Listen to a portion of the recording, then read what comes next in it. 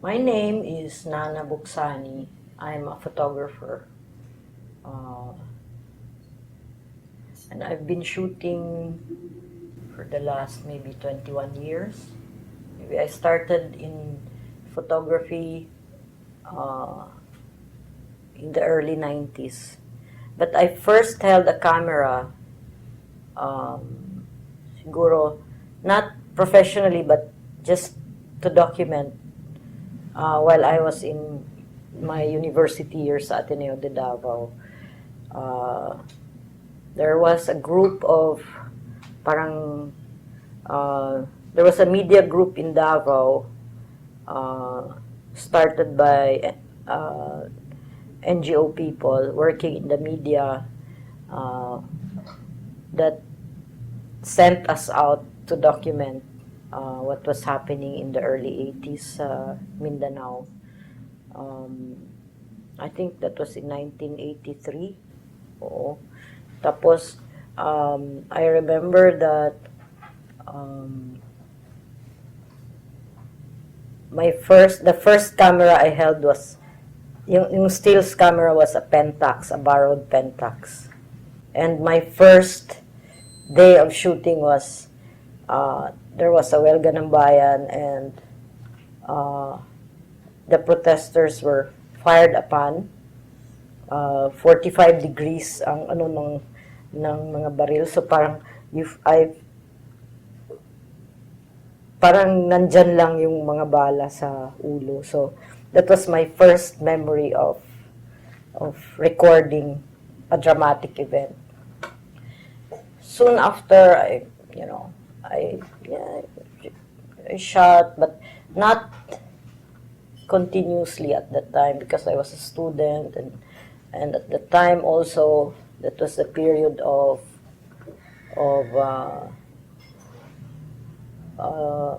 parang a period of activism. So that time parang I got parang drawn into that life. Then something happened along the way.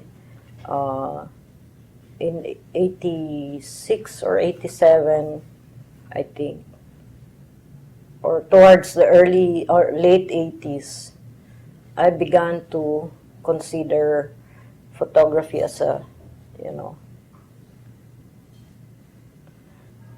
as a way of life. I got really interested in photography because of the darkroom process, paglabas nung image from the chemicals, parang magic, parang ganyan.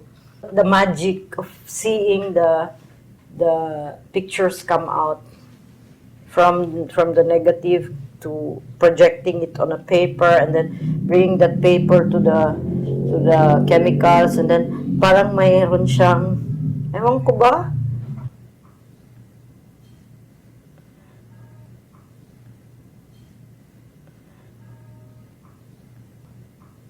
I remember my first assignment was, there was a guy, yung head ng Oxfam, dati, si Paul Valentin, I remember his name.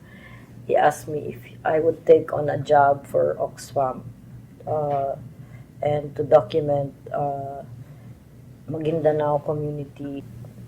So I went to Maguindanao and I stayed on for weeks, and it was Ramadan.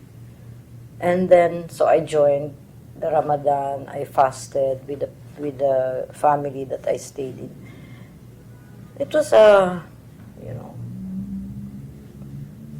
very good opportunity. Parang yun yung first ko na opportunity to shoot and to be able to do a project na medyo, it's not long term, but it's very focused sa isang community.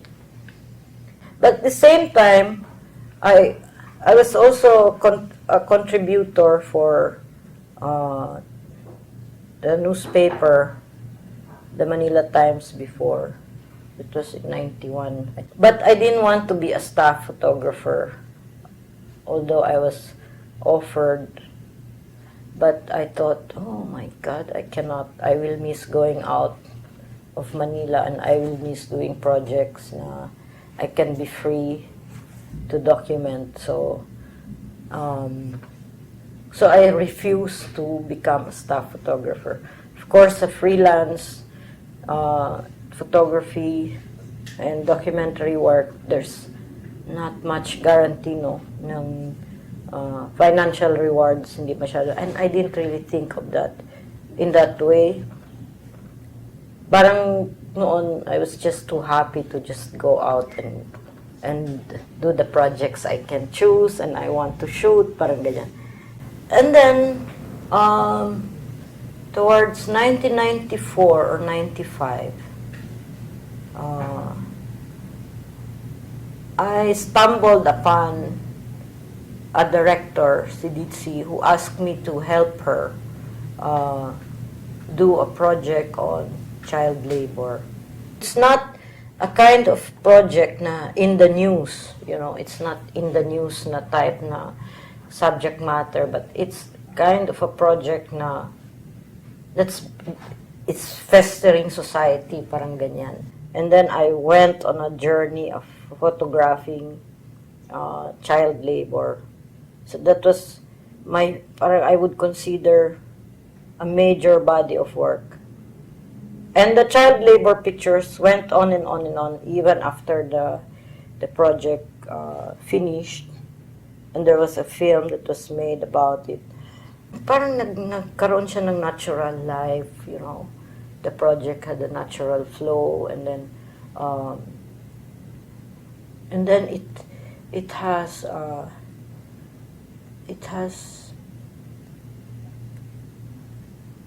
kahit ako rin, nagulat rin ako at the power of the pictures, kasi I didn't realize that I could make those pictures pala. I'm a slow shooter. I'm not, hanggang ngayon with the digital, I don't shoot like ganyan. I don't put my camera on a program mode or automatic mode or yung motor drive mode. I put it on a one-shot mode and I take my time. Slow talaga ako. I'm a slow person, so I like that, kasi yung documentary for me, there's a process to it that when I go to a place, parang I don't shoot kaagad, parang I need to look, to sit down, and to talk to the people, and parang kape-kape muna ako dyan, ganyan. So, it fits my personality na parang, yun nga, slow. And sometimes things don't sink in kaagad, so it takes time for me to absorb, ganyan, things, or look at things muna, like, dapat on a regular basis, I look at this, and then I can predict, like sa Life on the Tracks or sa Riles or dito sa prison, parang it took us weeks sometimes to just look and see. Of course, all of these were shot on film, no? So may surprise element din ito that you don't know when you come back, when you process the film, if it comes out well or not. Like sa children prisons, most of the films, that's 400 ASA Tri-X, I pushed to 3200. So, talagang yung grit ng film maglabas, parang maitim, high contrast, wala akong flash. Yun. So, that's the way I envision the photograph. Yung grit, yung parang, sabi nga, maaamoy mo ang kahirapan sa litrato.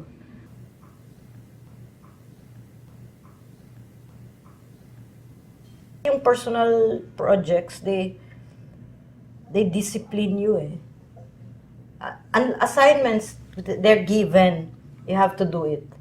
But the personal projects, ikaw, you propel yourself. Walang magsabi sa iyo na you do this, you do that.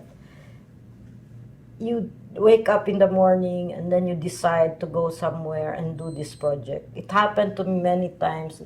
I stumbled upon things and I got attracted, and then I came back and went back and went back.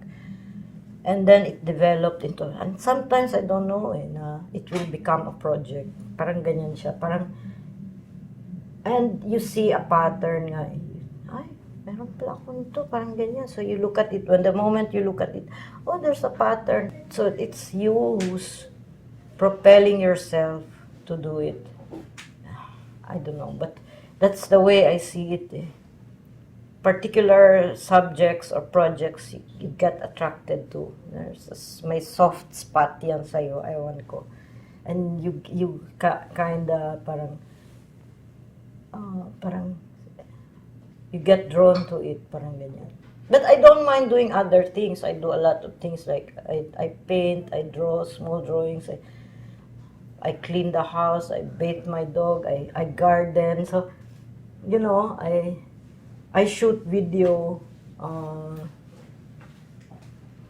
Lahat yun nakakatulong siya sa growth mo, sa of the way of seeing, I think. And that's part ng humanity natin, tingin ko eh.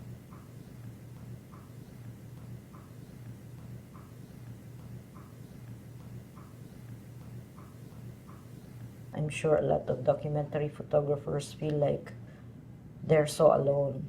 Diba? Parang, it's a kind of a lonely profession. But, that's, siguro yun din, personality mo rin yun. That there's that need to, when you're editing, there's the need to be alone and just look at the... It's a privilege, tingin ko, to be a documentary photographer. You see a lot of things that normally kung hindi ka documentary photographer, you just shoot. Of course, I have nothing against news, no? That's very good because it brings information. But with documentary, because you spend time, you get lots and mga bits and pieces, and then you put together na storya talaga siya. And they're all important, you know. So yun, the privilege to document, yun siguro yung pinaka-opportunity mo.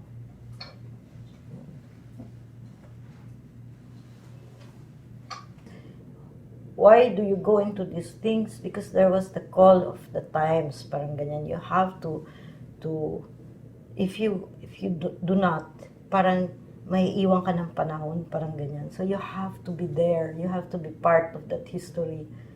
You are part of that eh. Parang you cannot escape that reality ng panahon na yun eh. Of course, things, you know, they develop and change.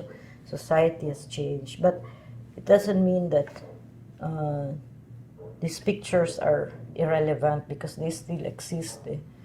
You still see them, you still confront these issues up to now. Kahit sabihin lang, it's a developing country, nandyan pa rin. So, valid pa rin yung mga litratong yun. And it reminds us also that, para sa akin na, we have a duty. For me, the camera is just a tool. It can be anything. It can be a Holga, it can be a Leica, it can be a digital, it can be anything. It can be an iPhone now. Diba? So, marami ng ways to, it's just a tool. But what's important is what's in your head and your heart. What do you want to say? What do you need to show? That camera is a tool. And what's important is the person behind that camera to realize a vision. So, yun lang. Yun.